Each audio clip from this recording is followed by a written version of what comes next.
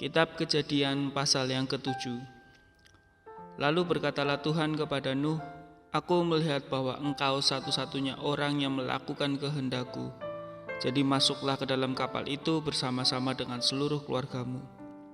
Bawalah juga 7 pasang dari setiap jenis burung dan binatang lainnya yang halal, sedangkan dari yang haram hanya 1 pasang saja dari setiap jenis. Lakukanlah itu supaya dari setiap binatang ada yang luput dari kebinasaan dan bisa berkembang biak lagi di bumi. 7 hari aku akan menurunkan hujan yang tidak akan reda selama 40 hari 40 malam, supaya makhluk hidup yang telah kuciptakan itu binasa. Lalu Nuh melakukan segala yang diperintahkan Tuhan kepadanya. Nuh berumur 600 tahun ketika terjadi banjir di bumi. Nuh dan istrinya dan anak-anaknya beserta istri-istri mereka masuk ke dalam kapal itu untuk menyelamatkan diri dari banjir.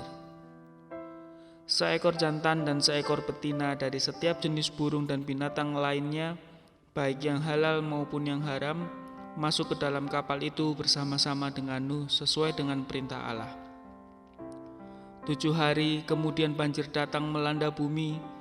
Pada waktu Nuh berumur 600 tahun, pada tanggal 17 bulan 2, pecahlah segala mata air di bawah bumi, segala pintu air di langit terbuka. Dan hujan turun selama 40 hari 40 malam.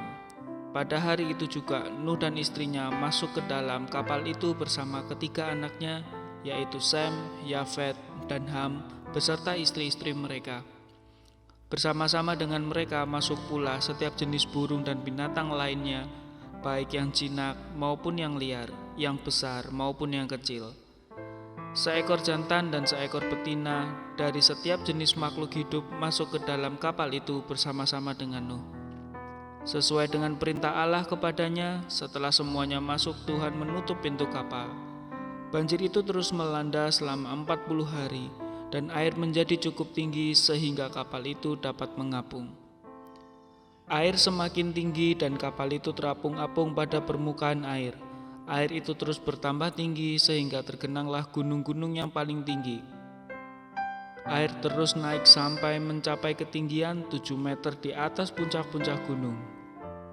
Tuhan membinasakan segala makhluk yang hidup di bumi ini, manusia, burung, dan binatang darat, baik kecil maupun besar.